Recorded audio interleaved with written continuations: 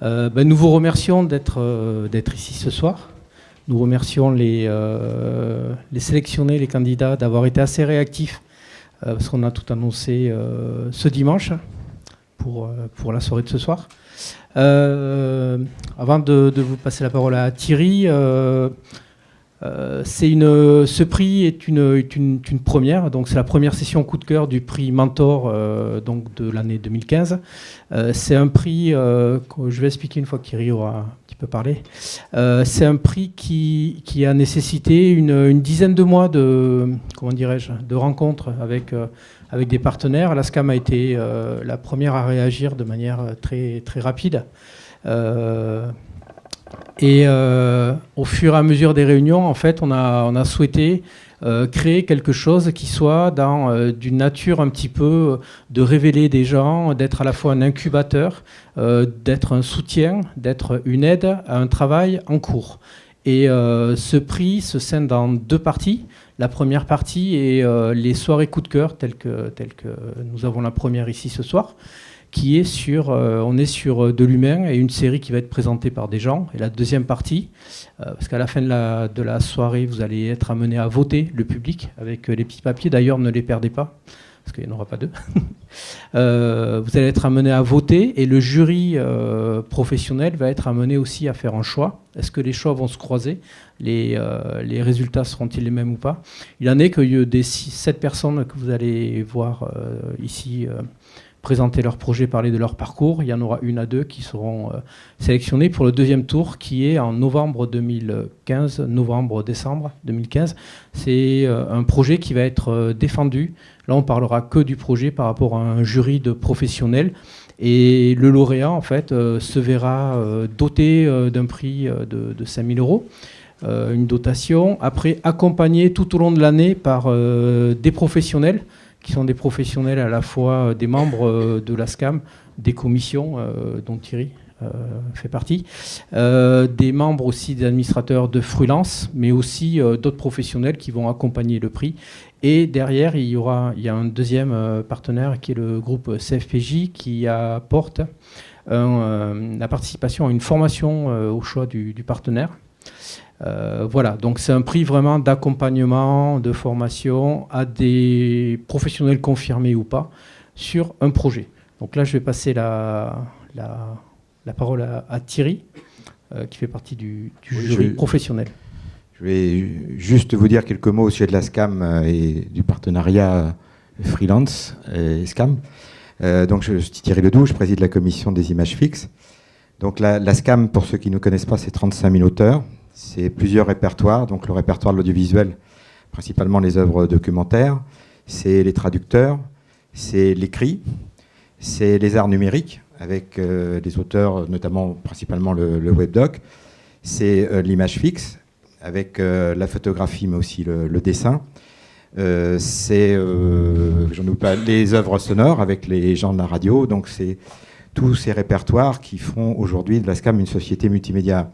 Alors, pourquoi moi je suis là et pourquoi peut-être aujourd'hui on a un partenariat avec nos amis de Freelance, c'est simplement parce qu'on a un certain nombre d'auteurs qui avons fait l'analyse que nos métiers évoluent, qu'on est de plus en plus dans un monde où les transversalités s'organisent et qu'on est aussi aujourd'hui auteur d'images fixes, mais qu'on est aussi amené les uns et les autres à faire de la captation vidéo ou du multimédia, et que donc on ne peut plus réfléchir simplement sur nos professions et sur nos droits d'auteur, simplement en auteur d'images fixes.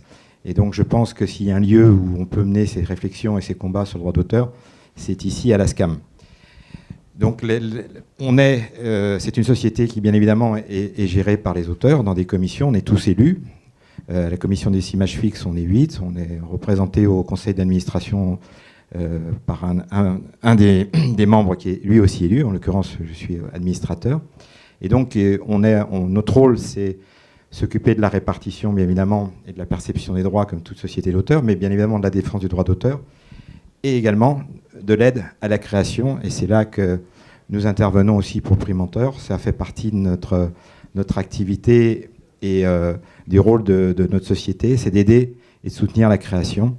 Et c'est dans ce cadre-là que ce soir, avec grand plaisir, on s'est associé avec Freelance pour développer ce prix et qui, j'espère, sera à l'image de la profession, c'est-à-dire qu'il recevra toutes sortes d'auteurs et toutes sortes d'œuvres, et que ce soit du multimédia ou de l'image fixe. Merci. Je précise que le prix est le médium source, en fait, pour les projets qui sont proposés au prix et la photographie, mais comme l'indiquait Hervé, le projet qui peut être proposé dans un temps 2 ou présenté ce soir peut être un court-métrage photographique, une pomme, vidéographie, webdoc, série photographique, que sais-je. Tout doit partir de la photographie sur ces nouvelles présentations. De Thierry, je passe à Molly, qui fait partie du jury professionnel. Si tu veux prendre un... Voilà. Merci Molly d'avoir accepté de participer. Tu as un emploi du temps qui est assez chargé. De rien. En soirée, ça va. Si tu veux te présenter pour les gens qui ne te connaissent pas encore. Alors, je suis Molly Ben, je suis la cofondatrice du blog Web Magazine maintenant, OAI 13, qui est un web magazine de culture, photo et de société. Voilà, pour un résumé court. Après, si tu veux que je développe, je peux le faire aussi. Bon, chaque semaine, on traite d'un thème de société à travers le regard des photographes ou en confrontant ce qu'on peut voir en termes d'images sur Internet, sur les réseaux sociaux. Voilà. Oh, c'est parfait. Merci. On vient d'accueillir Valérie Paillet, donc comme je parlais tout à l'heure du CFPJ, Valérie, merci. Donc je parlais du CFPJ comme partenaire en fait.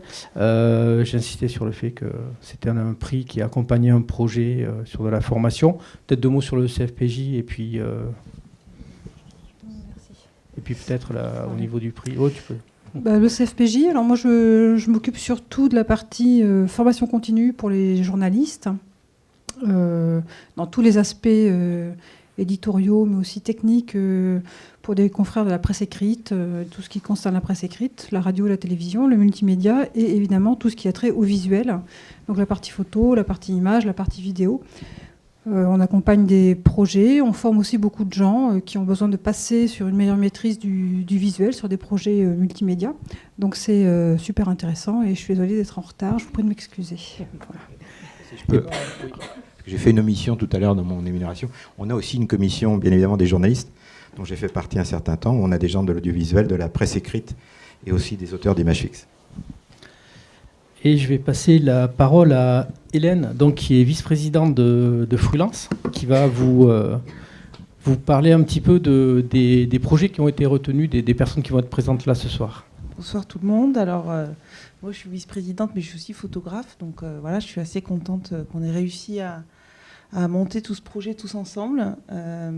L'idée, c'est de soutenir une démarche et un travail jusqu'au bout et être moins seul peut-être dans nos projets. Et donc du coup, on est ravis qu'il y ait 7 photographes ce soir qui présentent leur projet. Donc on va commencer par le travail d'Adrien Selbert. Donc, tu es le seul dont je ne connais pas le titre du projet que tu vas présenter. Ouais, c'est Srebrenica. Voilà. Srebrenica, Nuit à Nuit. Ah oui, d'accord, ça a été mis à jour. Ensuite, Eleonora Strano va nous parler de son projet qui s'appelle Turken Story. Et en fait, il s'est retransmis, donc c'est mieux si... Voilà. Ensuite, Sandra Mel va nous parler de son projet qui s'appelle PS, je vous écris de la plage des Mouettes. Et on va découvrir le travail d'Émilie Arfeuille, un passé sous silence. Ensuite, Sylvie Guillaume va nous parler d'un sujet qui s'appelle Reste à venir. Et puis, j'oublie personne. Et puis Céline Sartre va nous parler de paysages textiles. Et j'oublie, je pense, à Elena Fusco, qui va parler de son projet qui s'appelle l'Ibis des orphelins du XXe siècle, le foyer des orphelins du XXIe siècle. Voilà. Jérémy Saint-Père devait être présent ce soir, mais pour des raisons professionnelles, il n'a pas pu se déplacer en fait. Et donc il devait parler de Outside Syria, Outside Camp, mais bon, voilà, il n'est pas là ce soir. Pour vous dire quand même qu'on a été surpris parce qu'en 3 semaines à peu près, on a reçu une quarantaine de dossiers. 40 dossiers de bonne qualité, et voilà, il y a beaucoup de filles. C'est assez amusant de retrouver un seul garçon qui présente une série, mais on a été vraiment agréablement surpris par des projets qui étaient assez forts, d'une grande diversité, avec des écritures tout aussi intéressantes. Et donc il y a eu quand même 2 jours et demi de débat entre nous. On était 4, au niveau du préjuré, ça a pas mal parlé en fait. On va commencer par donc Adrien, si tu peux venir ici. Du coup, Régis, si tu peux... Bonsoir. Juste pour au niveau du vote, une fois que vous aurez voté, en sortant, il y a une urne qui est dehors. N'oubliez pas de mettre le papier dedans. Alors, Adrien, on va d'abord un petit peu parler de la série que tu présentes, qui s'appelle Srebrenica, Nuit à Nuit.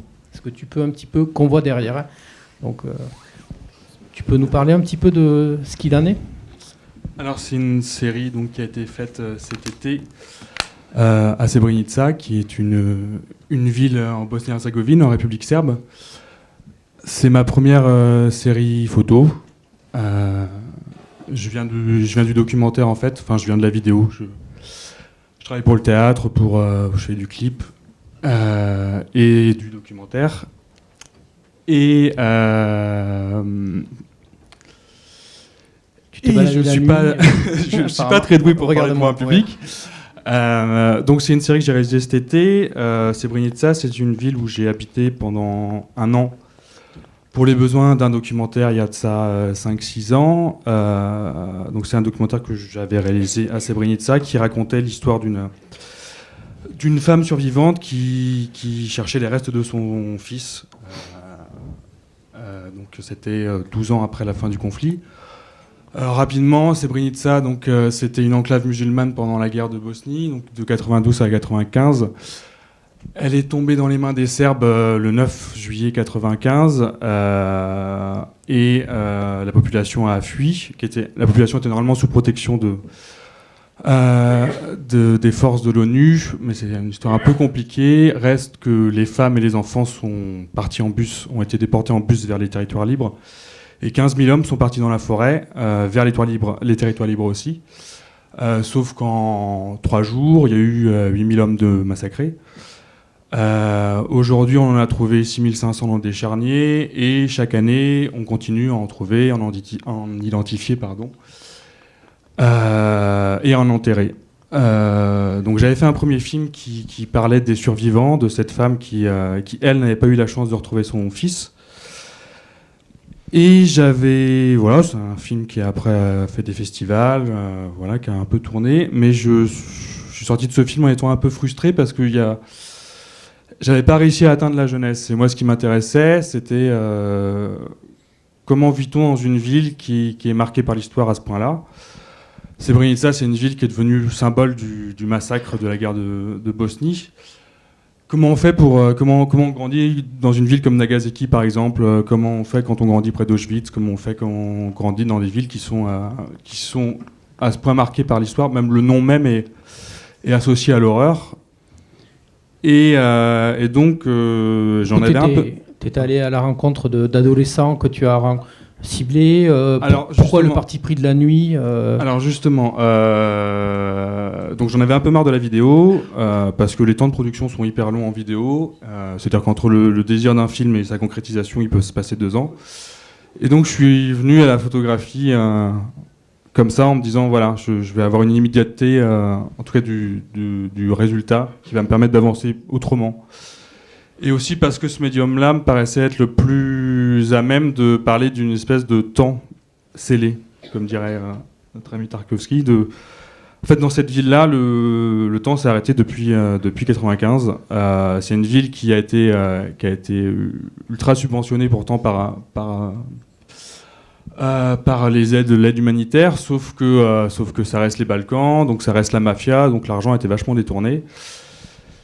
Et donc j'ai passé énormément de temps avec des jeunes sur place, et j'ai choisi de traîner avec des jeunes qui ont 20 ans, c'est-à-dire la première génération qui n'a pas connu directement la guerre. C'est la première génération qui est née en 95, donc qui n'a pas du tout de souvenir de la guerre, qui est née vraiment à sa toute fin ou juste après. Et donc j'avais envie un petit peu, j'ai vachement discuté avec eux, on a pris vachement de cuites, on traînait vachement le soir et tout. Et je trouve que la nuit s'est imposée d'elle-même. Et la nuit, c'est cette nuit éternelle qui est tombée sur la ville un certain 9 juillet 95. Et pour ces jeunes-là, en tout cas, la nuit s'est jamais levée, enfin le jour s'est jamais levé. Et il y a une espèce comme ça d'opacité par rapport à leur avenir, chômage, l'opacité même du système pour obtenir un emploi, du système mafieux. Voilà, il y avait vraiment cette... et la nuit, c'est aussi le moment pour eux où paradoxalement, ils reprennent aussi possession de leur ville. Parce que la nuit à Srebrenica, il n'y a pas un chat, enfin, il y a surtout des chiens errants et des jeunes qui s'ennuient, donc ça picole pas mal, voilà. Et j'avais envie de traduire ce sentiment-là, ce que moi j'avais ressenti en vivant là-bas, qui est une espèce de mélancolie comme ça énorme, ce poids lourd du passé. Et je sais plus ce que je voulais dire. Voilà. Tu as une approche particulière sur la couleur? Tu aurais pu le faire en noir et blanc, ce sujet, ou c'est vraiment... ça fait partie de ta démarche professionnelle en tant que photographe? Alors, je n'ai pas du tout le réflexe... Enfin, je pense pas en noir et blanc. Et en fait, ce qui m'intéressait aussi, c'est qu'il y avait une esthétique un peu années 90, voire années 80 dans cette ville, bizarrement. Comme le temps s'est arrêté, les bagnoles, elles datent des années 90, les lampadaires aussi, la lumière, elle fait très... Il y a quelque chose de film de série B des années 90. Quand on se balade dans cette ville-là, on a des rues vides, on a des chiens errants, on a des lampadaires. Et je me suis vachement servi de ça, voilà, comme décor, entre guillemets. Donc le noir et blanc, enfin en tout cas la couleur était importante parce qu'il y avait une teinte comme ça bleue, blanche. Voilà, il y avait l'idée l'envie de faire aussi une série qui s'ancre dans un contexte historique fort, voilà, qui est cette ville de Srebrenica qui est marquée par la guerre de Bosnie, là où il y a eu le plus grand massacre depuis la fin de la Seconde Guerre mondiale, en Europe, mais de pas donner les signes du contexte de prime abord. C'est-à-dire qu'on a une photo qui d'abord dégage une espèce d'atmosphère comme ça, par la lumière, par ces corps, ces figures de jeunes isolés dans le décor, et qu'ensuite, si on s'approche, on puisse y voir des signes comme ça qui sont une écriture en cyrillique, qui sont un drapeau serbe, qui sont un mur criblé de balles, mais que cette série puisse être aussi appréciée par des gens qui n'y connaissent rien à la Bosnie, voilà, que ce soit pas... D'accord. Voilà. Là, on est sur ton site. J'ai vu que tu sortais tu as fait une école supérieure de mémoire. Alors, j'ai fait les Beaux-Arts de Nantes 3 ans. D'accord. Et après, toujours à Nantes? Oui, je vis toujours à Nantes, qui est une ville que je recommande. Qui est une très belle ville. J'ai fait les arts déco à Paris, mais assez vite fait parce que j'en avais marre de faire des études, et donc j'avais quitté les arts déco et j'ai fait un premier film en auto-prod sur un bidonville rome en 2006. J'avais déjà été en Bosnie en 2005 quand j'avais 20 balais. Avec une copine, on était partis sur un coup de tête en se disant tiens, qu'est-ce que c'est la Bosnie 10 ans après le conflit? J'avais l'envie J'aime beaucoup l'idée de l'après. Enfin, l'après-guerre, cette espèce de notion un peu bizarre. T'es sur 2 médiums, apparemment, ce que je comprends. Tu fais de l'image animée et de l'image fixe. Ouais, je viens d'abord de l'image animée, de la vidéo. D'accord. Donc j'ai commencé par faire de la vidéo quand j'étais aux Beaux-Arts. Pas mal j'ai fait du documentaire, j'ai fait de la fiction, et après j'ai fini par faire de l'autofiction ou ce qu'on appelle l'essai filmé, c'est-à-dire ce qui m'intéresse, c'est quand on est dans une espèce d'intermédiaire comme ça entre documentaire et fiction, où il y a une espèce de caractère un peu étrange. On ne sait pas si c'est de la mise en scène ou si c'est vraiment ce qui... Et lorsque tu te saisis d'un appareil photo, ça répond à quoi intrinsèquement, vu que on te voit là pas mal en train de filmer. Du coup, c'est un besoin ou c'est une... Ça c'est des images d'étudiants, parce que j'encadre aussi des workshops, oui. Ouais. On a vu. En fait, c'est une nécessité parce qu'il y a des choses que tu n'arrives pas à faire avec une caméra, ou dans un projet documentaire. Ta démarche au niveau de la photo, elle est plutôt... Ouais, c'est ce que je disais au début, c'est que le cinéma, ça implique des temps de production qui sont hyper longs. Et moi, j'ai tendance à être un peu capricieux et à m'ennuyer très vite aussi. Et le temps de production au cinéma, il faut que le désir il soit énorme. Et le désir, il est énorme. Mais il y a un moment où il peut s'essouffler. Et c'est vrai qu'en tout cas, avec la photo, il y a une espèce d'immédiateté, il y a un rapport direct entre ce que j'ai envie de montrer et en tout cas en numérique, et ce que je peux obtenir. Et je trouve c'est pas du tout la même façon de fonctionner. En cinéma, on est vachement obligé de projeter. Et c'est pour ça qu'on finit par projeter des films, on projette vachement. Et après, on réalise. Et en photo, on est quand même bien plus... On a le droit d'être largement plus instinctif. Et moi, la photo m'a permis de moins réfléchir. Et le travail, il arrive après coup. Après, je retrouve des réflexes de montage, par exemple, de série, c'est-à-dire de créer des séquences, Professionnellement, j'ai vu que tu répondais à des commandes de presse, j'ai vu des choses pour les Inrock dans ton site. Alors, en fait, oui, je fais des photos pour des groupes de musique notamment. Ça, c'est du gagne-pain. Je travaille pour des écoles d'art aussi. Voilà, la vie d'intermittent du spectacle. C'est-à-dire que en fait, je fais de la scénographie vidéo pour des compagnies de théâtre. C'est-à-dire que je fais des projections vidéo en interaction avec les comédiens. Je fais du documentaire. Là, j'ai un court-métrage de fiction en cours d'écriture. Et la série qui était présentée là, donc c'est Brinitsa, c'est la première série sérieuse, entre guillemets. C'est-à-dire que c'est la première fois où je me suis dit, tu fais pas de la photo en dilettante, tu le fais, enfin, où il y avait un vrai désir. Tu te raccroches à une histoire. Voilà. En tout cas, ça venait combler une frustration que j'avais eue en documentaire, où j'avais pas réussi à raconter cette jeunesse par la vidéo. Voilà. Parfait, ça fait 10 minutes. Voilà. C'est une bonne conclusion. Je te remercie. Merci.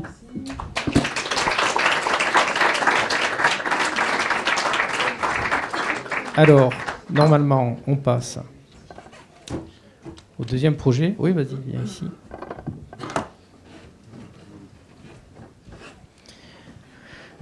Alors, Eleonora Strano qui va nous parler de Turkmen Story. Oui. Une histoire... Une histoire turkmène. Alors, on va découvrir le projet. Par contre, ne regarde pas les images parce que ça va... Regarde plutôt... J'aime bien regarder les images. Bon, okay, alors, non, je regarde pas les images. De quoi s'agit-il ? Donc, l'histoire turkmène, c'est l'histoire de la découverte du Turkménistan. C'est un projet qui s'est déroulé de 2011 à 2013. Par hasard, à l'origine. Donc, je suis partie pour un travail qui n'a rien à voir.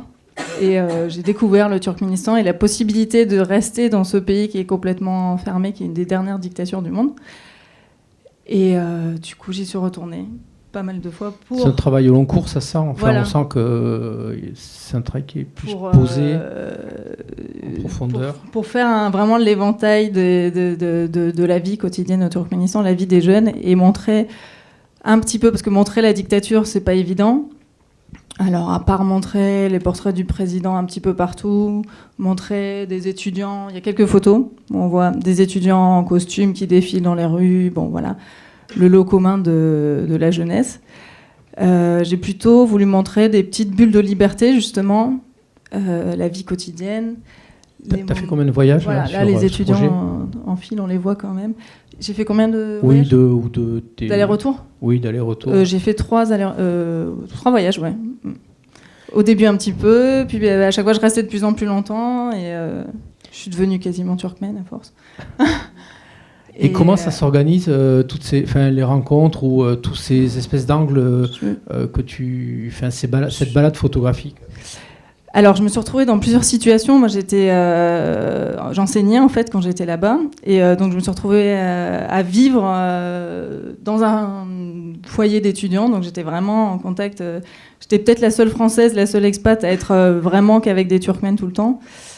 Donc, j'ai vu la vie quotidienne, la difficulté d'être étudiant, parce que je vivais vraiment avec eux, et le manque de liberté totale qu'il peut y avoir. Aucune possibilité d'avoir une intimité quelconque. Et donc les petits moments de liberté, c'est un peu subtil, quoi. Ça ressemble à de la vie quotidienne, ça pourrait être ici en fait.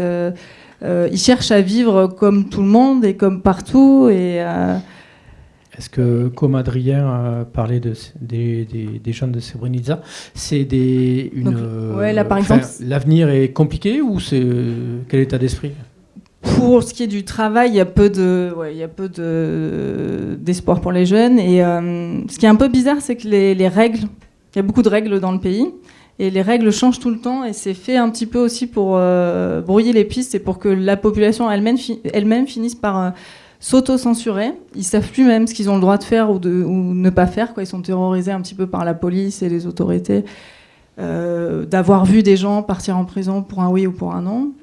Donc finalement, ils finissent par... ils sortent plus. Donc il y a quelques expatriés dans le pays, il y a pas mal de Français, il y a Bouygues, il y a Vinci, qui eux profitent du pays, essayent de se balader.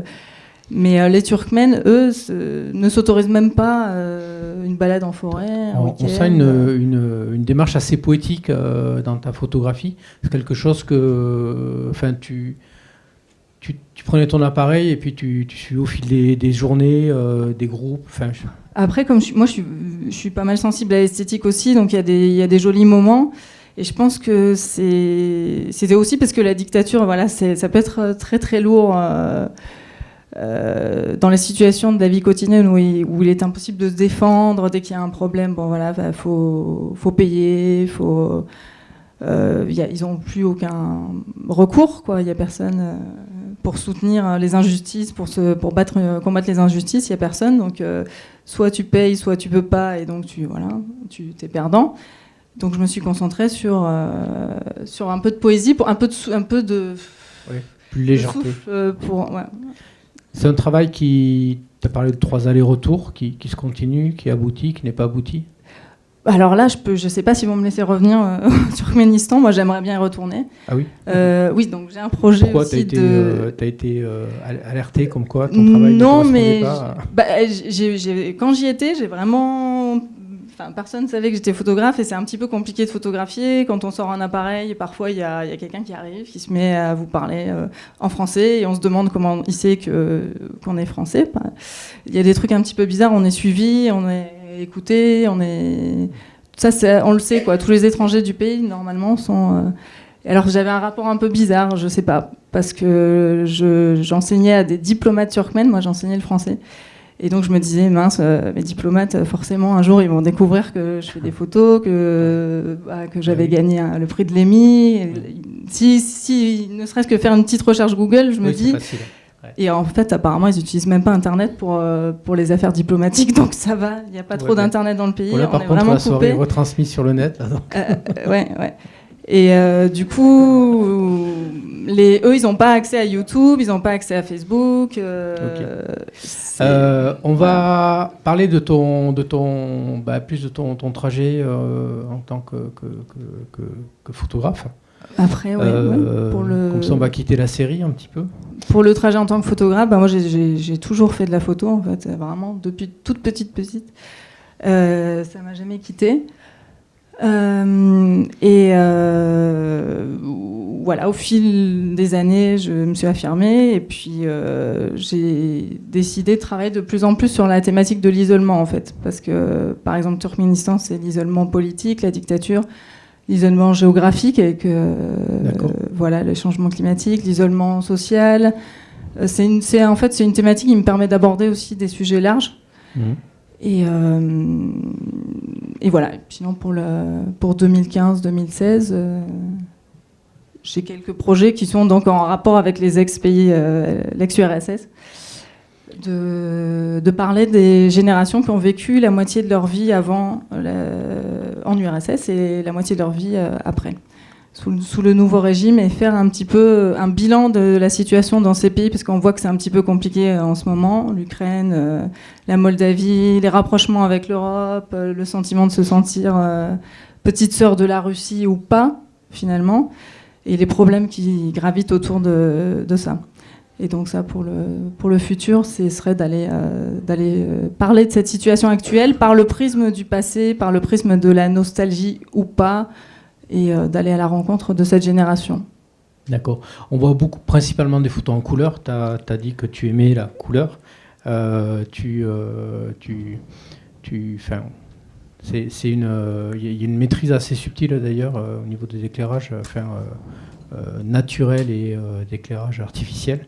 C'est quelque chose, ça, dans lequel tu t'inscris fortement sur cette vision un petit peu même. Ouais, mais en ce moment, j'ai pas mal envie de revenir au noir et blanc. Ça dépend des sujets. Il y a des sujets que je peux imaginer aussi en noir et blanc, mais c'est vrai que je pense principalement, même dans le futur, travailler en couleur. Mais il y a des sujets plus sombres que je trouve qui se prêtent au noir et blanc. Mais disons, comme j'essaye toujours d'avoir une note d'espoir dans les sujets, la couleur, pour l'instant, ça me va. D'accord. Si vous avez des questions au niveau du jury ou de la salle, vous n'hésitez pas aussi à intervenir. Très bien. Là, juste pour terminer, peut-être, quelle est donc cette série Alors ça, c'est un vieux site, ça, en fait. C'est pas mon site actuel, mais c'est pas grave. Mais c'est pas grave. C'est pas grave. Ça, c'était une série en France, en fait, sur le nord de la France. Et ça, c'était juste une petite balade. D'accord. Voilà, ça, c'est le travail sur lequel tu as été un petit peu remarqué, connu. C'est non. À Bangkok, non? Ah, à Bangkok, là, oui, ouais, oui. J'étais avant de faire l'EMI CFD, voilà, j'étais à Bangkok et j'avais présenté de la couleur du noir et blanc, des portraits, des expatriés qui se mélangeaient avec les Thaïlandais dans le milieu un peu artistique, de montrer un petit peu comment tout ça se retrouvait. Voilà, c'est ça. Et j'avais présenté des choses plus reportages sur le Tattoo Festival. Enfin, voilà. Bon, pour le futur, ce sera plutôt de la couleur et travailler sur le thème de l'isolement. D'accord. Merci. De rien. Merci à vous.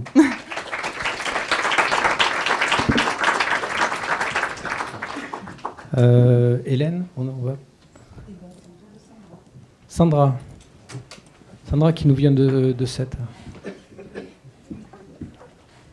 Non, de Montpellier, pardon. Je ne sais pas pourquoi je suis à Sète. Hop. Alors, Sandra, quelle est donc cette série? Ben voilà, c'est pour ça que j'ai pensé. J'ai vu les bords de mer. Tu peux nous parler de cette série, donc Les Mouettes?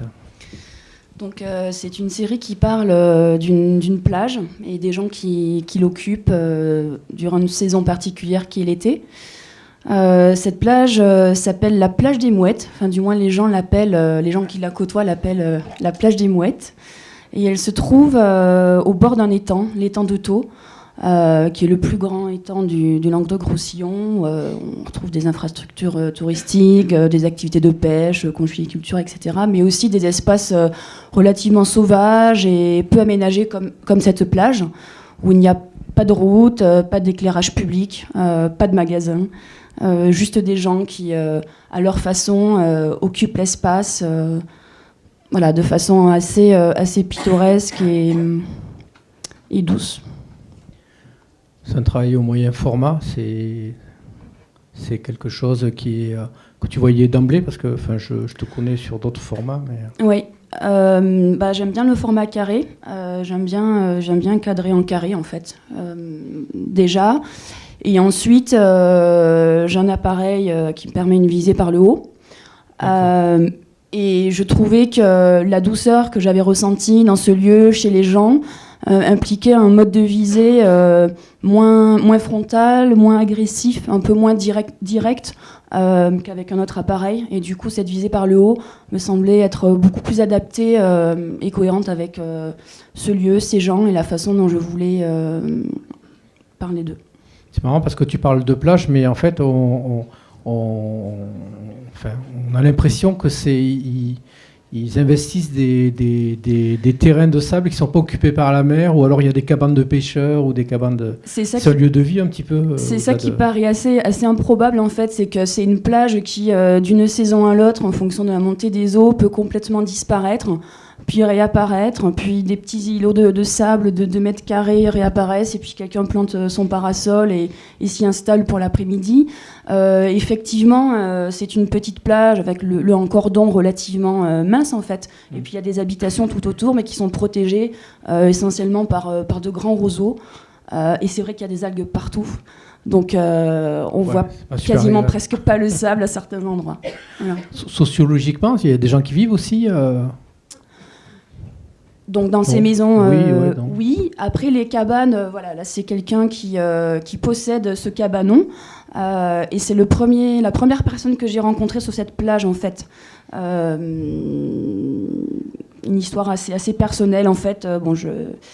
Le fils de ce monsieur venait de décéder d'une grave maladie. Il est mort très rapidement.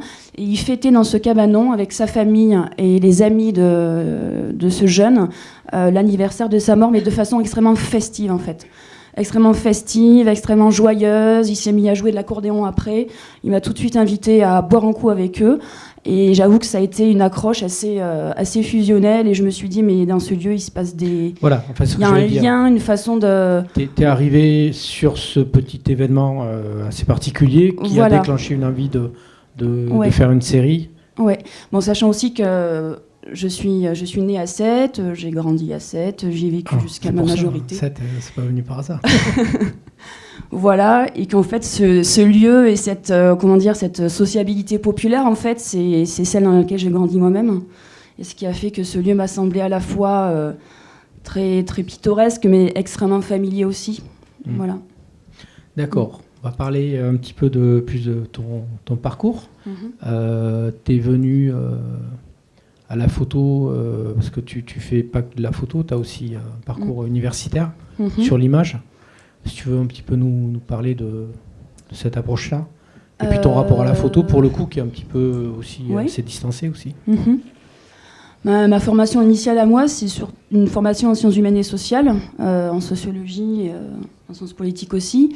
En sociologie, on peut faire soit des statistiques, soit de l'observation de l'entretien. Moi, j'ai plutôt versé vers l'observation et l'entretien. Donc le lien à la photo, il n'est pas si éloigné que ça. J'ai commencé mon premier travail documentaire en fait en photographie en 2009, travaillant sur le conflit israélo-palestinien, donc très loin de la plage des Mouettes. 2009 parce qu'on fêtait les 20 ans de la chute du mur de Berlin, et que la question des murs m'intéressait, que j'avais envie de comprendre. Donc je suis partie là-bas en 2009, j'y suis retournée en 2010 et en 2011. J'ai fait un travail, plusieurs séries, dont un travail sur les frontières et les checkpoints entre Israël et Cisjordanie. Voilà, et puis c'est vraiment... Tu nourris ton travail photographique de ta réflexion au niveau de la sociologie sur des écrits ou autres, parce qu'en fait c'est amusant, parce que je connais cette double approche, et en fait chaque fois je me dis, est-ce qu'elle va nous mettre du texte des fois ou pas? Non. Là, le site est pas. J'y ai pas. Effectivement, j'ai des bouts d'écriture, etc., que j'ai pas encore bien consolidés. Mais oui, bien évidemment que j'ai envie d'écrire. Pour l'instant, j'ai des petits textes, des petites légendes qui permettent déjà de contextualiser, de comprendre qu'est-ce que j'ai voulu montrer. Mais j'ai très envie de faire des textes effectivement beaucoup plus fournis. D'accord. On voit que tu as couvert un petit peu aussi de l'actualité avec Touche Charlie. Oui. Non, mais en fait, quand j'ai visité le site, je me suis dit, tiens, c'est marrant, t'as réagi, t'es parti sur le chemin de l'actualité, alors que je te connais sur des choses beaucoup plus lentes et en profondeur, en fait. En fait, je suis partie à la manifestation pour manifester, mais avec mon appareil, et puis une fois sur place, j'ai pas pu m'empêcher de photographier, en fait. Voilà. Très bien, peut-être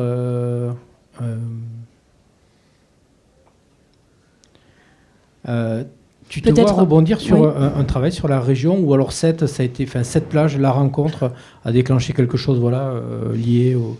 Ça, c'était plutôt, j'ai envie de dire, c'est un coup de cœur assez ponctuel. En fait, c'est vraiment en faisant que je réalise le lien qu'il peut y avoir peut-être entre mes différents travaux. Oui, parce qu'en visitant, on sent des choses un petit peu éparpillées. Oui. Ce qui m'intéresse surtout, en fait, c'est le lien des hommes à leur territoire, en fait.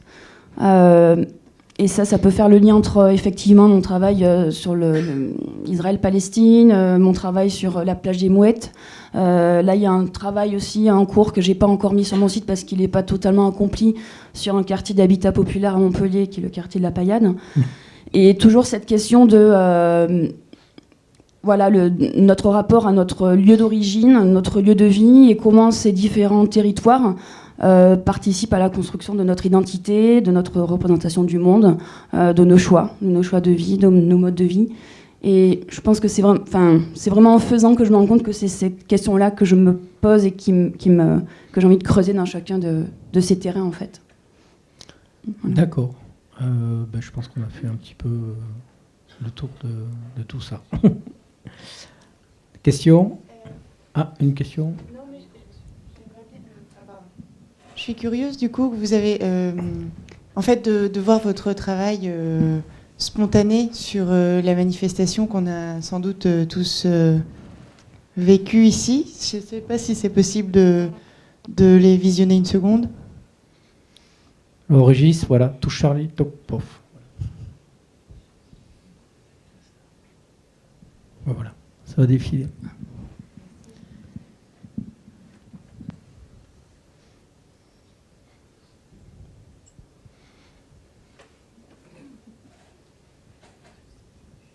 Je pense que c'est plus compliqué de travailler dans une foule assez dense par rapport à ce que tu as l'habitude ton fonctionnement. Quand on est au milieu d'un checkpoint, ça peut être très Oui, dense aussi.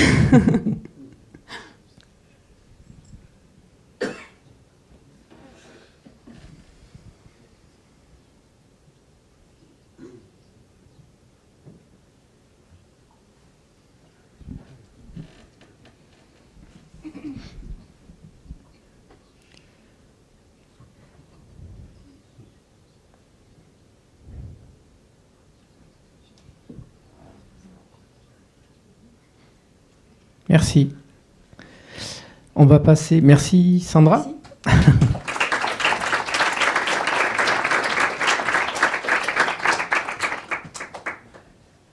Alors, Émilie. Alors pour Émilie, elle est venue avec un court-métrage photographique. On va d'abord regarder le court-métrage parce qu'il y a du son. Et puis après, on va parler avec Émilie et le court-métrage tournera en muet. Là. Donc on regarde le travail qu'elle a présenté.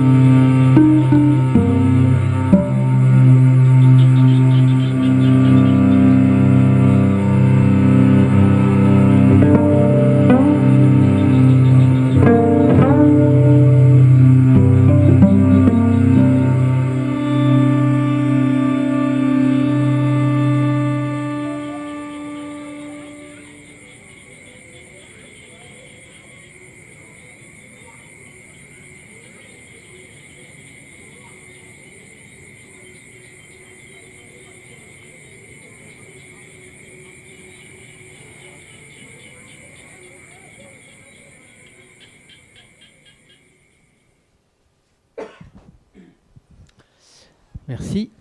Alors.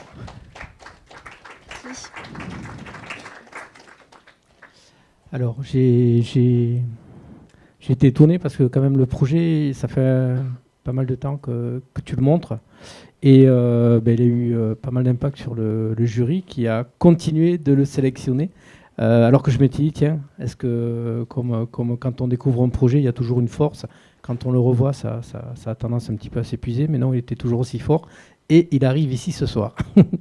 Peut-être 2-3 mots sur le projet, cette rencontre improbable, l'ensemble des voyages qui ont été faits. Et puis c'est un projet qui évolue parce que là, c'est un petit court-métrage, alors que moi, j'avais plutôt l'habitude de voir le 26 minutes. Ouais, c'est ça, en fait. Donc là, la petite œuvre multimédia que vous venez de voir, donc elle s'inscrit dans un projet transmédia. Donc c'est vrai qu'il y a la série photographique pure, puis il y a ce diaporama sonore, et il y a aussi un film, donc un documentaire qui lui-même mêle vidéo et photographie, que j'ai coécrit avec un réalisateur. Donc c'est un projet qui est vraiment collaboratif, parce qu'il y a aussi des compositeurs sonores et puis un compositeur de musique qui a travaillé aussi bien sur le diaporama sonore que sur le film. Et c'est vrai que c'est quelque chose qu'avec le réalisateur, on avait pensé différents supports. Et c'est peut-être pour ça qu'il vit un peu plus longtemps que si c'était une série pure. C'est aussi parce qu'il prend des formes différentes et il les a pas forcément toutes prises dès le début. Donc il les prend au fur et à mesure, on essaye de le faire évoluer. Puis là, avec l'anniversaire des 40 ans de l'entrée des Khmers rouges à Phnom Penh, j'ai aussi envie de rebondir un peu là-dessus parce que je pense que c'est une date qui est forte.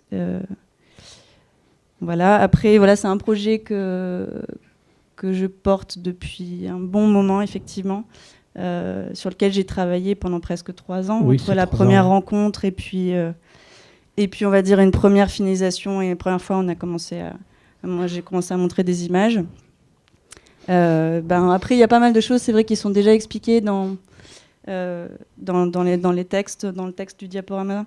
C'est que oui, c'est une série pour le coup qui est née du hasard et qui est née d'une belle chance et d'une belle rencontre avec toutes. Une rencontre de chance parce que oui, apparemment, je ressemblais à une de ses sœurs. Chose peut-être sûrement improbable, mais en tout cas, ça s'est passé comme ça. La curiosité est née de ce petit moment, cette petite curiosité, entre guillemets. Et à ce moment-là, je n'avais pas mon appareil photo. J'étais vraiment pas à ce moment-là, en tout cas, à cet endroit précis pour faire des photos. Mais la rencontre et la confiance qu'il m'a accordée de me parler immédiatement, en tout cas, de me parler évidemment avec ce langage du corps qui était particulier à la barrière de la langue qu'on avait, s'est fait immédiatement, alors qu'il n'en avait jamais parlé et qu'il s'était jamais confié à personne. Donc quand je l'ai quitté, je lui ai dit qu'un jour je reviendrais. Effectivement, ça a mis longtemps pour revenir et pour vraiment travailler avec lui. Déjà tout simplement pour des raisons financières, etc. C'est assez rigolo d'ailleurs de se retrouver ici parce que j'avais été finaliste d'un brouillon de rêve d'images avec ce projet. Et est-ce que dans la vie de toutes qui a regardé, ça a déclenché quand même pas mal de choses. Il y a un beau parcours international. Je crois qu'il y a 5 prix. Il y a 5 prix pour le film. 5 prix pour le film. Le diaporama, du coup, est réalisé depuis cet été et il a pas mal tourné aussi. Est-ce que lui, il a pris déjà conscience de ce qu'il avait fait, c'est-à-dire de dire des choses alors que pendant je ne sais pas combien d'années il avait gardé au fond de lui. Déjà, cette espèce qu'est-ce que ça a déclenché en lui, l'après-film, c'est-à-dire l'après-production, l'après-accouchement, toute cette séquence un petit peu que vous avez fait ensemble, sur laquelle il vous a expliqué des choses. Est-ce que ça a changé des choses? Et par rapport au parcours un petit peu du film, du projet, en fait, comment lui, il en a conscience? Oui, il en a conscience. Après, je pense que ça a été assez clair aussi que lui, à partir du moment où les images ont été posées sur une galette gravée en DVD ou sur un disque dur ou sur un tirage papier, on mettait ça au fond d'un placard, on fermait à clé et puis on passait à autre chose. Pour lui, il y avait vraiment l'idée le travail était fait. De toute façon, d'ailleurs, c'est lui qui a décidé quand ça s'est terminé. Et à un moment donné, entre guillemets, il a arrêté d'en parler. Oui, c'est ça que j'ai pas pensé à dire, c'est que du coup, moi, j'ai fait plusieurs voyages là-bas et j'ai vécu au quotidien avec lui. J'ai même habité chez lui pendant le deuxième voyage. Donc j'étais vraiment là tout le temps et je lui ai jamais posé de questions. J'étais vraiment là dans le quotidien et c'est ce que j'ai retranscrit, surtout ces moments de quotidien aussi, ces petites choses qui des fois remémorent le passé. Et en tout cas, il s'est remémoré le passé très violemment au début, plus doucement à la fin. Et puis à la fin, ça s'est arrêté. À un moment donné, il a arrêté aussi de parler. Donc c'est vrai, c'est clairement lui qui a décidé de cette finalité. Et je pense que le côté médiatisation de la chose, peu importe, il le savait dès le début, le contrat était clair, entre guillemets. Et je pense que ça l'intéresse pas, tout ça, c'est pas le concept. Lui, il a fait son travail en tout cas. Alors en sortant du projet, on découvre ton site avec un ensemble de vues et de reportages en fait qui ont été un petit peu sur lesquels qu'on a visité.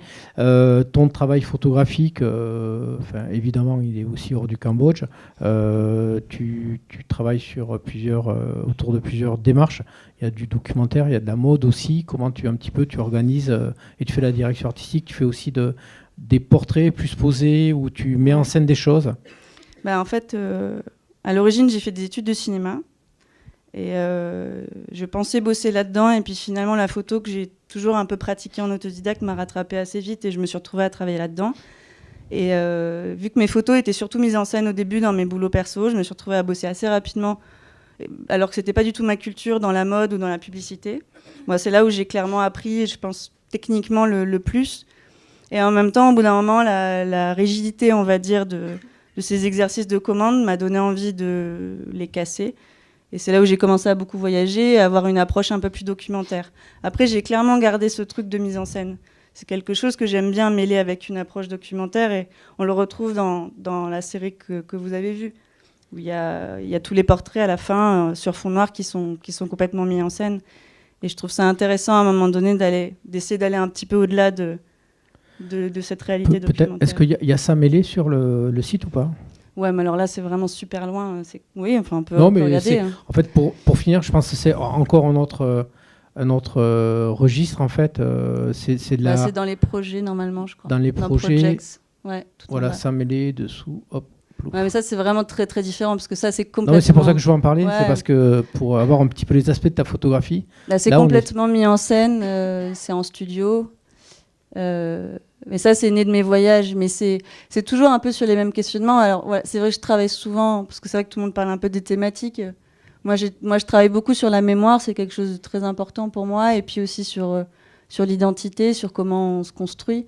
Et du coup, là, c'est une série mise en scène qui est du coup un peu plus légère. J'ai fait ça en parallèle de mon projet au Cambodge, et je pense que ça m'a fait du bien aussi. Et je suis partie sur les apparats traditionnels en essayant d'inventer une nouvelle ethnologie où, au lieu d'avoir la disparition et l'uniformisation des apparats et des traditions, au contraire, elles avaient voyagé, elles s'étaient mélangées, donc j'ai créé comme ça un peu des et là, tu choisis un mannequin, tu organises là, c'est beaucoup de boulot, cette série. D'ailleurs, elle est exposée dans pas très longtemps, là, dans un mois, à la Galerie Artefact. Ouais. Non, mais c'est encore une facette. C'est complètement une autre facette. Ouais, ça a rien à voir. T'as des productions qui sont assez multiples et assez diverses, en fait, quand on regarde l'ensemble de ce que tu fais. Merci. Merci. Des questions ? Non. Merci, Émilie.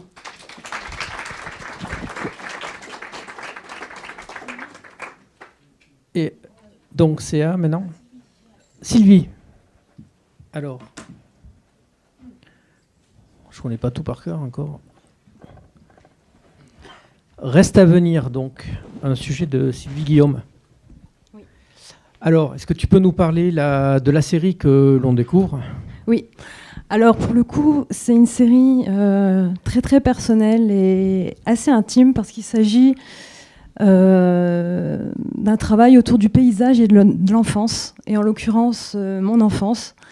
Et c'est-à-dire que je suis en fait retournée sur les lieux qui m'ont marquée étant très jeune. Et j'y suis retournée. Cette série date de 2013. Je l'ai réalisée à l'aide d'une bourse de travail. Je viens de Lorraine, à Nancy plus exactement. On est à Nancy là en fait. Alors voilà, pour vous expliquer, en fait, mon enfance, je l'ai passée en Moselle, près de la frontière allemande. Je suis partie de chez moi très très tôt pour diverses raisons. Voilà. Et j'y étais jamais trop retournée. En fait, 15 ans, maintenant 15 ans se sont écoulés et j'y suis retournée, mais que très rarement. Et là, j'ai ressenti le besoin de me retourner et de retrouver ces lieux qui m'avaient marquée et voir ce qu'ils étaient devenus en fait. Et donc voilà, il s'agit de différents lieux qui se trouvent sur ce territoire. C'est un travail introspectif, c'est assez compliqué à mener au niveau de cette balade dans le passé. Ça c'est. En fait, c'est beaucoup un travail sur la mémoire, sur l'identité également. Ça n'a pas été très compliqué, mais ça a été. Ça m'a permis ça m'a permis de renouer en fait avec. Là, en l'occurrence, tous les portraits sont des membres de ma famille. Ce projet m'a permis de renouer avec eux, de renouer avec un territoire que j'avais fui quelque part. Et je suis retournée pendant 1 an sur tous ces lieux. Ça peut être des lieux de balade, des lieux de loisirs en famille. Et j'y suis retournée. Je voulais voir avec mon regard d'adulte ce que ces lieux étaient devenus et quel effet ils auraient aujourd'hui sur moi et ce que ça pourrait retraduire en photo. C'est amusant parce que c'est un sujet qui parle du passé avec un titre qui plutôt suggère le avenir, le futur. Oui, dans le sens où ces lieux sont des lieux qui sont remémorés. J'y retourne avec mon appareil photo. Et à l'heure où j'y retourne avec mon appareil photo, justement, qu'est-ce que sont devenus ces lieux ? Et l'acte de photographier les amène dans un autre futur, en fait, une espèce de nouvelle vie qui est permis par la photo, par le visuel. Et du coup, 3 petits points. Tu photographies aussi 6 en général ou c'est... Oui. Systématiquement. Oui, systématiquement beaucoup au moyen format, 6:6, format carré, en couleur également. Parce que c'est vraiment un outil de travail qui me correspond bien et voilà. On voit pas trop de paysages, c'est beaucoup rural. Il n'y a pas trop de villes ou de villages. Tu as perçu ça comme une vraie balade en fait ? En fait, de là où je viens, il n'y a pas vraiment de ville. D'accord. Donc c'est vraiment la campagne profonde. C'est pour ça que j'en suis partie aussi assez rapidement parce qu'on s'ennuyait un peu beaucoup. Et donc voilà, c'est vrai que c'est très rural. Tu parlais de résidence, non, ou de bourse. Oui. Et en fait, tu es plutôt sur ce type de fonctionnement en général ? Oui. Si on glisse un petit peu sur ton parcours, en fait, tu produis... Alors, moi, j'ai fait une formation à l'école des Beaux-Arts de Nancy pendant 3 ans.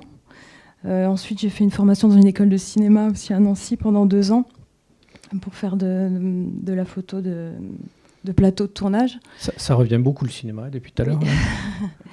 Et du coup, j'ai commencé un travail d'auteur en 2008.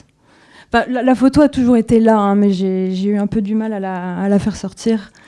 Et ça a commencé en 2008. Et à partir de là, oui, c'est les expositions, les les projets d'auteur, les travaux, les candidatures à des bourses, à des résidences, ce genre de choses.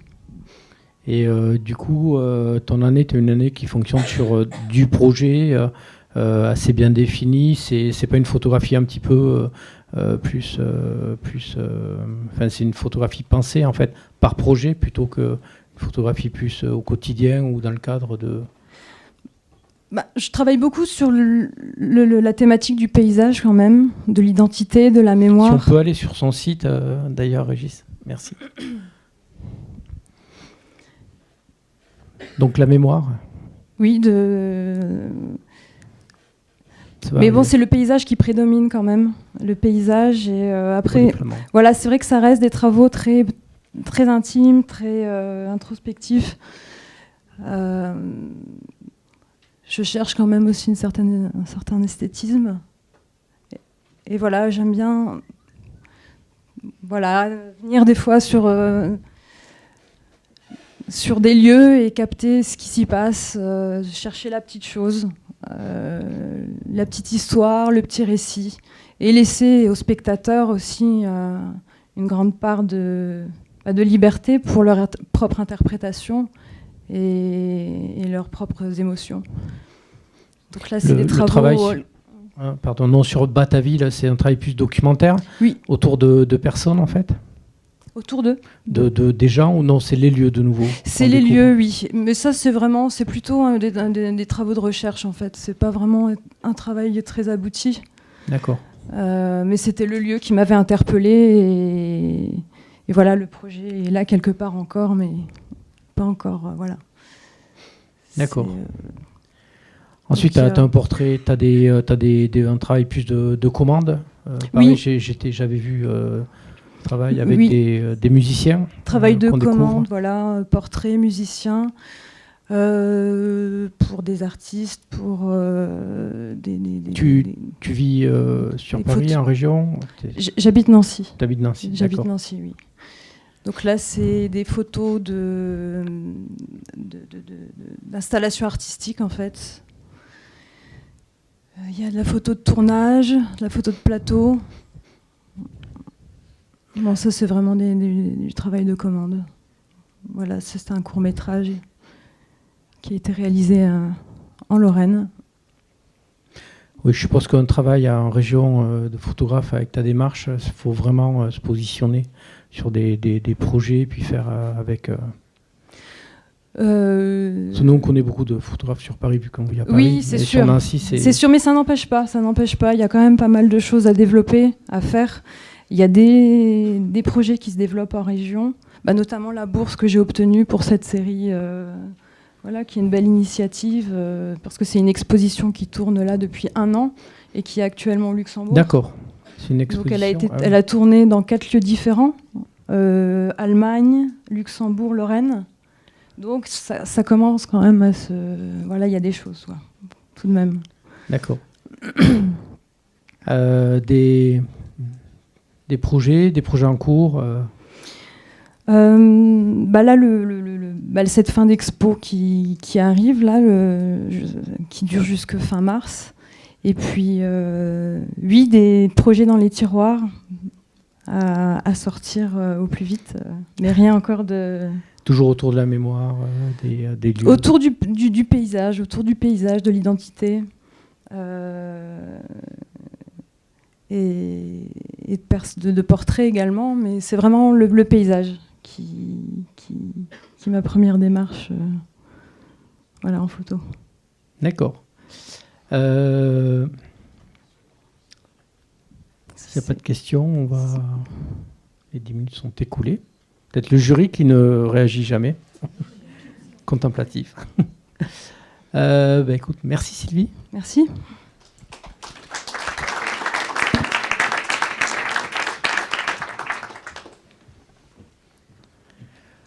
Hélène. Alors, Elena Fusco. Avec l'Ibis, foyer des orphelins du XXIe siècle. Alors, de quoi s'agit-il? Donc, je pense qu'avant de vous parler du reportage, il y a une chose que j'aimerais bien vous dire, c'est que j'ai été guidée en fait par une règle que je m'impose un peu à chaque fois que je pars en reportage, c'est que on dit souvent que le journalisme donne la parole à ceux qu'on n'entend pas, et la photo en fait elle fait de même, mais à travers le regard. Et c'est vraiment ce qui m'a guidée au travers de ce reportage, et j'espère que c'est ce que vous allez découvrir et ressentir aussi en voyant ces différentes photos. Donc l'Ibis est un internat qui est situé à Ostende, qui est une ville qui se trouve sur la côte belge en Flandre. Et il a été créé en 1906 par la princesse Elisabeth de Belgique, qui a fait en fait énormément de choses dans le social à l'époque. Et il avait été créé dans le but d'accueillir des orphelins de pêcheurs afin de les former, soit pour devenir pêcheurs, soit pour rentrer dans la marine marchande belge. Et aujourd'hui, l'objectif est exactement le même, sauf que ce ne sont plus des orphelins, mais ce sont plus ou moins, aujourd'hui, je pense que, si je ne me trompe pas, l'Ibis accueille une centaine de garçons entre 5 et 17 ans et qui sont issus de familles difficiles et défavorisées. Et le directeur, Philippe de Clercq, les qualifie d'orphelins du XXIe siècle. D'où le titre, en fait. Le titre. Et donc, on le voit jamais, là. D'ailleurs, c'est très, très centré sur eux, en fait. Ce ne sont que les enfants. Ils sont livrés à eux-mêmes?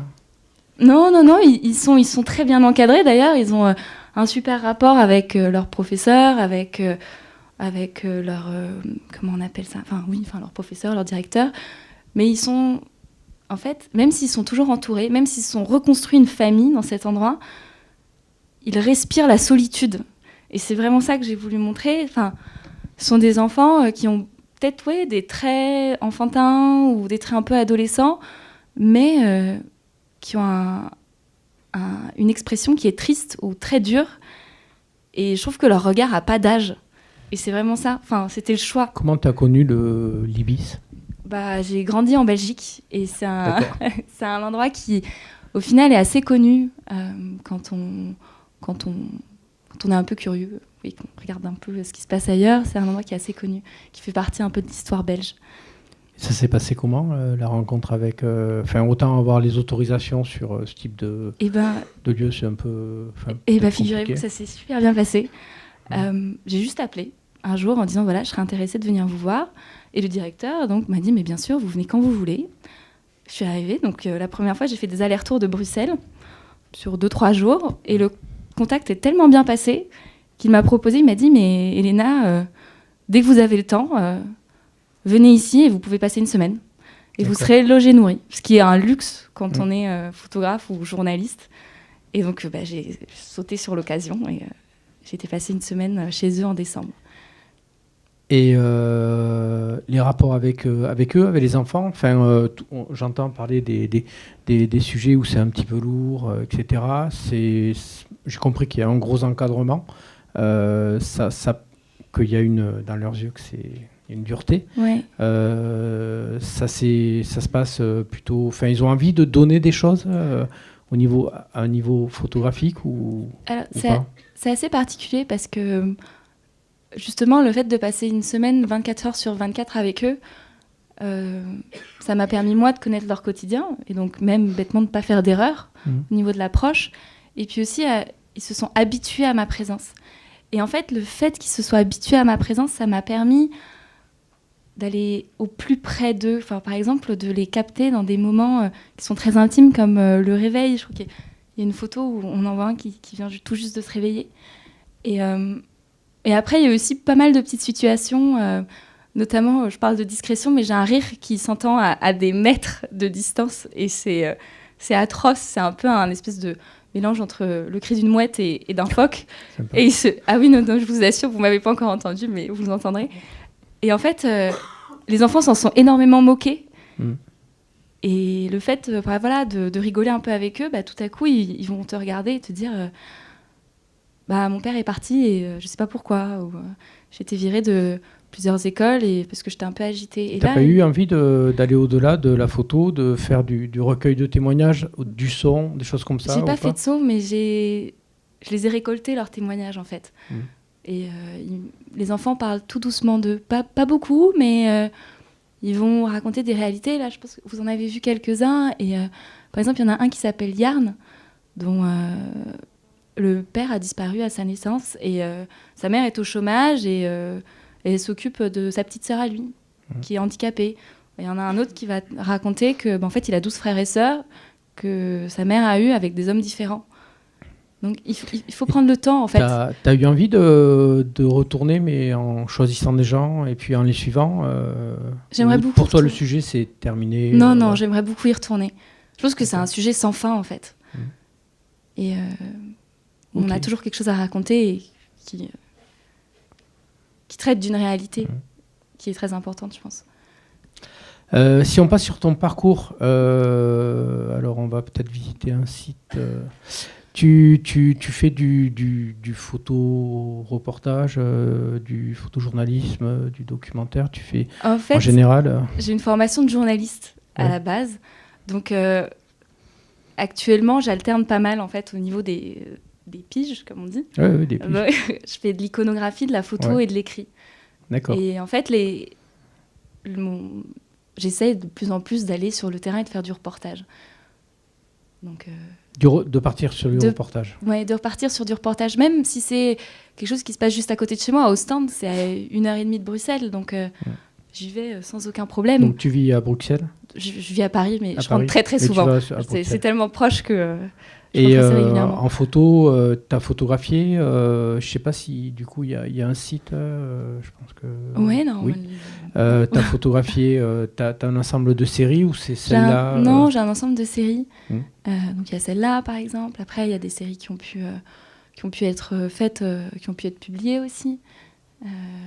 Donc voilà, c'est assez... Depuis combien de temps tu photographies Je ne saurais pas trop vous dire quand est-ce que j'ai commencé, mais je dirais que j'ai développé une démarche plus photographique depuis 2-3 ans. C'est marrant parce qu'on sent plus la journaliste, là, parce que tu as daté les séries d'images. Et on est dans un site qui est assez différent des autres dans la manière de le visualiser, en fait. Il n'y a pas de... Là, après, on rentre dans des séries. Oui, ça, c'était assez marrant. D'accord. Très bien. Donc là, on n'est plus sur un reportage. C'était toujours un reportage. C'est dans des coulisses d'eux. Donc notamment, c'est un des rares producteurs. Il se dit en tout cas le seul producteur de poupées gonflables d'Europe. Et donc j'ai passé 2 jours avec ce personnage assez particulier. C'est amusant. Et voir comment il produit ses poupées gonflables, à qui il les vend, comment ça se passe. Ah, il les vend aussi. Oui. Mais c'était très, très intéressant. Enfin, moi, j'ai beaucoup apprécié ce reportage. Mais c'est toujours un peu décalé quand on en parle. Donc là, tu es plus sur des sujets plus légers, moins... Oui, c'était plus léger. Et du coup, tu as eu envie de mélanger du texte ou pas, vu que tu as une démarche sur du journalisme? J'aimerais beaucoup. En fait, je pense que... Comment on pourrait dire, mon attrait à devenir journaliste et ma passion pour la photo sont vraiment très liés. Et en fait, à terme, j'aimerais beaucoup réussir à imbriquer les deux afin que ça devienne un peu un tout inséparable. Et je pense que le web, notamment, est parfait pour ça. Enfin, on le voit avec le développement des nouveaux formats qui savent très bien mettre en avant le texte et valoriser les photos de façon assez incroyable quand elles prennent un plein écran. Mais donc oui, j'aimerais bien. Et en général, c'est accompagné de textes. J'essaie de faire au mieux pour faire ça. On est en train de découvrir la journée du 11. Ah oui, c'était un peu un entraînement en fait. J'ai vu ça comme un terrain de jeu pour s'entraîner. D'accord. Des questions? Valérie. En fait... le noir et blanc, je trouve que ça donne des photos hors du temps. Et l'Ibis, c'est un lieu qui est complètement hors du temps. C'est-à-dire que quand on arrive, on voit des enfants avec des uniformes qui datent d'il y a 100 ans, qui ont une éducation qui est assez stricte, qui ressemble un peu à ce que mon grand-père pouvait me raconter de quand il était jeune. Et à côté, ils ont des téléphones portables, ils ont cours sur des ordinateurs... Et donc je trouve que ce décalage, ça donne un lieu un peu particulier. On ne sait pas trop où on se situe, on ne sait pas trop si on est en 2015, si on est en 1906. Et je trouve que du coup, le noir et blanc donnait bien cette impression-là. Et après, c'est très personnel, mais je trouve que le noir et blanc se prête bien au sujet qui touche au social. Et je pense que quand on parle de ces enfants-là qui ont une réalité et une vie qui est assez dure, je trouve qu'on touche au social et du coup, ça se prête assez bien. Merci. Merci.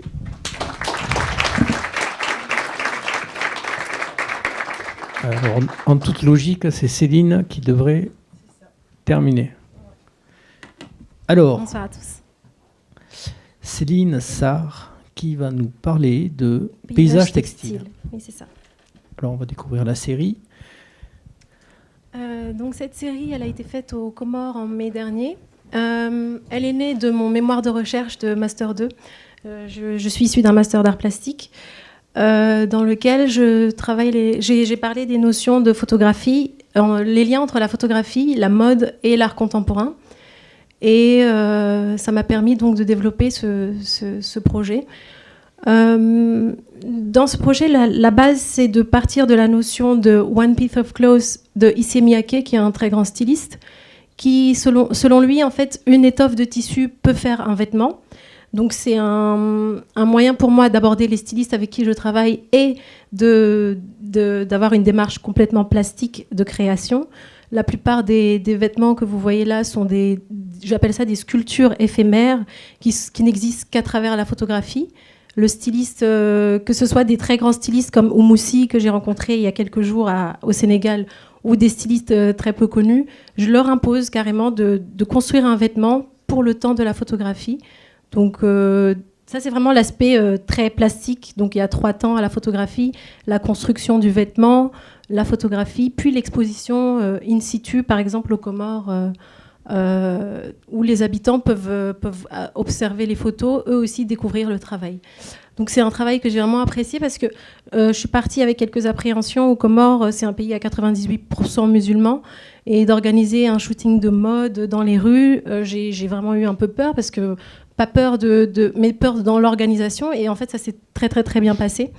Les habitants étaient hyper intéressés, étaient très ouverts, et en fait j'ai eu des retours tellement positifs. Les photos étaient affichées en face de la plus grande mosquée de la ville, et on me les a volées. Enfin, on est venu me voir pour me dire merci vraiment d'avoir photographié nos coutumes, notre culture avec une femme de chez nous. Paysage textile. Donc pourquoi paysage textile ?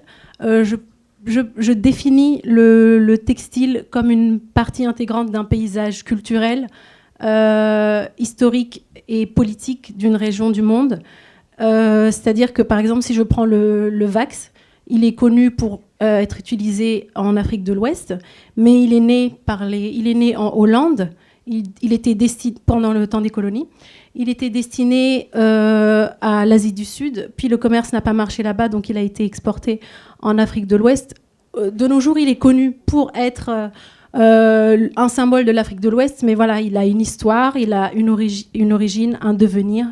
Et c'était vraiment intéressant. Et voilà, c'est ce que je veux exprimer à travers paysage textile, c'est que le textile est une partie intégrante d'un paysage culturel, et il permet de définir les cultures de plusieurs pays. C'est tout ça, c'est aux Comores, là ? Alors, les dernières photos, j'ai eu une semaine très très rapide au Sénégal. Les dernières photos étaient faites au Sénégal, donc c'est vraiment très intéressant de voir les photos du Sénégal, parce que on se dit peut-être qu'à travers les pays que je vais parcourir, finalement tout va revenir au même, mais non, en travaillant avec différents stylistes dans différents pays, on se rend compte que tout est tellement différent, tout est très très différent, et il y a vraiment énormément de choses à faire avec différentes personnes. Et c'est un moyen pour moi de porter un regard par la mode vue et faite par d'autres, loin de tout ce qui se passe à Paris, Milan, aux États-Unis, etc. Parce qu'il y a vraiment, je pense, c'est une critique, dans la mode en Europe, il y a un recyclage éternel.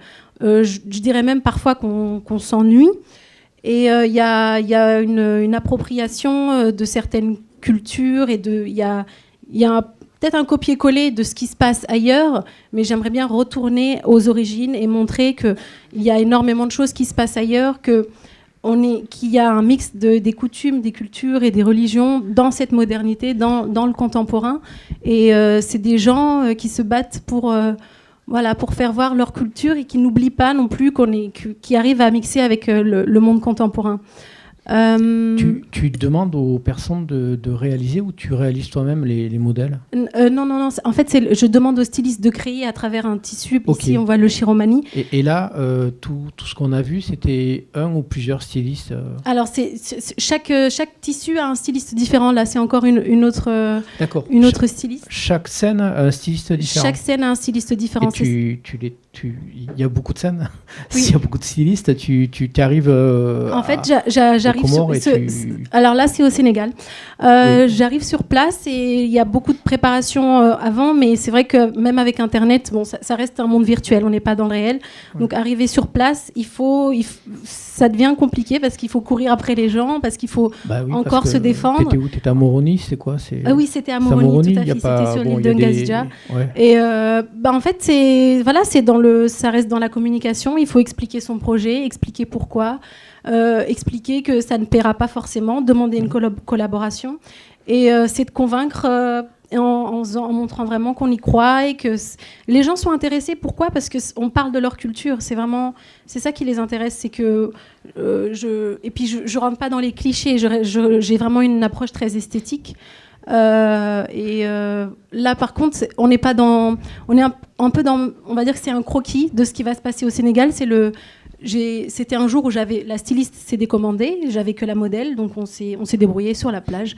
Alors là c'est Oumoussi qui a créé, le shooting s'est fait en 10 minutes, elle est vraiment très très talentueuse. Ce sont des photos qui ont été faites très très rapidement, c'est pour montrer le visage que va prendre le paysage textile au Sénégal. J'ai donc pas mal de destinations en vue. Et oui, c'est ce que j'allais dire.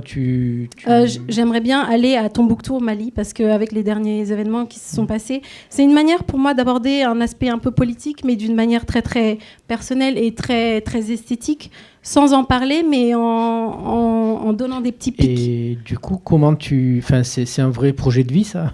C'est compliqué à organiser, c'est compliqué à projeter. C'est compliqué à organiser et c'est compliqué de convaincre son entourage que voilà, de dépenser. Tout est un investissement personnel. Tu le fais, ça? Alors, Moroni, c'était en mai dernier et le Sénégal, c'était il y a une semaine. En fait, je suis revenue pour oui, il a un an, en fait, ce projet. Pardon? Il a un an, pas oui, tout à fait il a un an, il est tout jeune. Et ce que je remarque, c'est que dès le deuxième voyage, c'est qu'il a déjà pris une autre dimension. Et c'est ça que je trouve extrêmement intéressant, c'est que chaque zone que je vais parcourir aura une histoire et une esthétique très différentes. Et c'est un projet très riche, en fait. Voilà. C'est un projet que tu destines que sur l'Afrique ou c'est quelque chose Non, absolument pas. Je le destine aux zones qui sont un peu éloignées, aux îles. Je pense notamment à l'Asie du Sud. Il y a un lien que j'aimerais bien faire, je ne sais pas encore vraiment comment, mais c'est que quand je parlais du Vax en Asie du Sud, en Asie du Sud, ils ont une culture du vêtement qui est parfois très proche de l'Afrique. Et je trouve que ce serait intéressant. Quand je dis l'Afrique, je parle de l'Afrique de l'Ouest. Ce serait vraiment intéressant de lier les deux. Je ne sais pas encore vraiment comment en photographie, peut-être avec des diptyques. Mais voilà, donc il y a pas mal de destinations en vue et c'est un travail de longue haleine. D'accord. Après, je suis allée sur ton site et aussi sur ton Facebook. Il y a beaucoup de photos de mode, de modèles. Oui.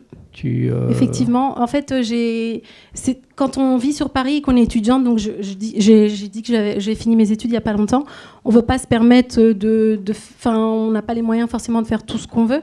Et la mode, c'était pour moi un moyen de travailler la photographie un peu n'importe quand, n'importe comment, et de travailler mon regard. Et j'ai découvert à travers la mode qu'il y avait énormément de choses à faire. Je prends pour exemple Françoise Huguier, qui est une reporter de mode, en fait, et dont j'admire le travail et qui m'a longuement inspirée. Vous pouvez entrer sur le site, en fait, il y a d'autres choses. Même quand on regarde les photos de modèles que tu fais, le textile est très présent, en fait. Oui. Le textile, pour moi, c'est une matière à exploiter. C'est le côté plastique. Ça découle peut-être de ma formation d'artiste plastique. C'est un moyen de création. Je pense que le textile, il a vraiment une identité qui lui est propre. Il a un panel de couleurs, de textures qui sont vraiment à exploiter et qui permettent d'avoir des photos très différentes d'un personnage à l'autre, d'un styliste à l'autre. D'accord. Juste peut-être pour finir, tu as présenté ce type de série à des magazines de mode? Oui, alors la mode et la photo en général, je pense que c'est très difficile. Je ne suis pas commerciale du tout, donc je ne sais pas comment je me débrouille, j'arrive pas à me vendre, enfin c'est-à-dire j'arrive pas à aller au-delà de certaines choses en présentant mon travail, parce que c'est vrai que j'insiste pas, je suis peut-être trop solitaire, c'est-à-dire que ce que j'aime, ce qui me prend à cœur, c'est de faire mes photos. Si ça marche pas, je passe à autre chose, j'insiste pas. Donc c'est vrai que vaudrait peut-être que je me bouge de ce côté. Mais oui, parce qu'il y a, je pense qu'il y a il y a énormément de choses à voir, à faire, mais voilà, c'est encore compliqué quand on sort de ses études d'aller au-delà et d'aller présenter son travail, de parler devant des gens et de se vendre en fait. C'est être artiste, c'est être entrepreneur en fait. Très bien. Merci. De rien.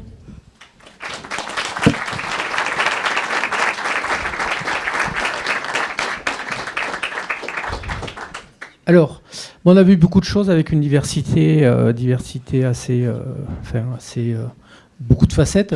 Peut-être une réaction du jury là, un peu à chaud. Le jury qui va moi, voter. je trouve que merci, parce que vous avez tous. C'est un exercice très difficile qu'on vous demande de vous présenter comme ça et de parler de vos projets. Pour certains, c'est peut-être la première fois de le faire en public.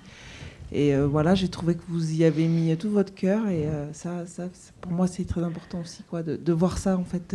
On sent votre engagement et votre passion. Donc, voilà. Bravo. Oui, d'ailleurs, c'est marrant parce que c'est compliqué de parler de soi, de présenter un projet. Et autant tu dis que c'est compliqué pour toi d'aller aux rédactions. Mais ici, je pense que tu as bien défendu tes images. Et c'est vrai que c'est un exercice qui est assez... ça passe ou ça casse, quoi.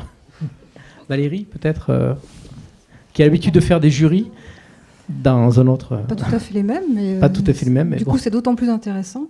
Merci, je rejoins ce que disait Hélène, pardon, parce que vos travaux, c'est super de les découvrir. On sent que vous mettez chaque fois beaucoup de vous, donc ça, c'est vraiment très intéressant.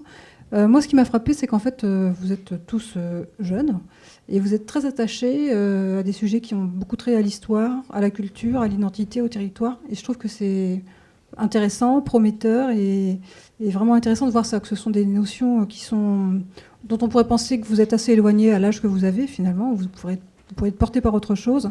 Et je trouve que c'est intéressant de voir que ces sujets-là, vous allez les chercher... soit dans des paysages ou des matières ou des couleurs ou l'absence de couleurs. Donc je trouve que c'est assez intéressant de voir tout ça. Voilà. Première réaction, bravo à vous déjà. Molly, peut-être?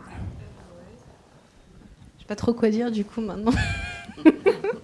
Mais en tout cas, c'était très chouette de découvrir ces projets ici. Je trouve que l'exercice de la présentation est effectivement très difficile. J'aurais pas aimé être à votre place. Mais j'ai été embarquée dans chacune des histoires et chacun avec vos moyens d'expression différents. Donc sur cette part du contrat, c'est rempli, quoi.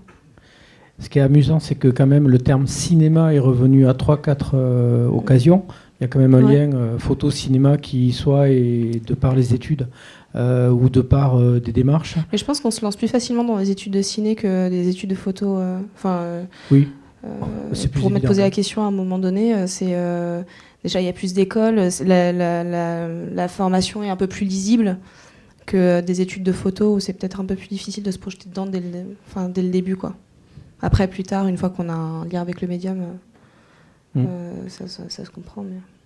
Et qu'à nouveau, la relation avec le cinéma, le documentaire, Émilie a proposé un court-métrage photographique dont on glisse. Et que ce qui est assez aussi amusant à entendre, c'est qu'il y a aussi des profils qui ne sont pas forcément typiquement photographes, mais de personnes qui utilisent la photographie. Je pense à toi en tant que journaliste, mais aussi qui est en capacité de produire une cohérence dans une série. C'est assez amusant quand même les candidatures qu'on a eues qui reflètent une diversité, nouveau, quoi. Peut-être Thierry? Oui, ça va être difficile de choisir parce que tous ces travaux sont d'une bonne tenue. Il y a des approches très différentes. Alors, il y a quand même une tendance assez forte à la photographie documentaire, ce qu'on appelle la photographie documentaire, qui est assez qui est assez importante. On la retrouve beaucoup dans les jeunes générations. Il y a des nouvelles formes d'écriture. Et puis l'argentique aussi, le carré. Voilà, moi, qui ai travaillé 30 ans dans le carré. J'aime beaucoup. On a toujours plaisir à redécouvrir cette approche-là. Sinon, ça va être très difficile de choisir, je crois, surtout. C'est ça. Alors, on parle de choix. Comment dirais-je ? On va vous demander de déposer votre bulletin dans l'urne qui est à côté. Il y a des stylos. Vous votez une fois. On va se retrouver. Nous, on va délibérer au niveau du jury professionnel. Et vous êtes invités à de suite descendre. Il y a une collation qui vous attend en bas. Merci Delphine qui a tout organisé. Et on se retrouve à peu près dans une trentaine de minutes pour... nous, on aura dépouillé l'urne et donc on aura aussi le vote de jury professionnel. Voilà. Merci à tout le monde et merci aux candidats sélectionnés. Et bravo.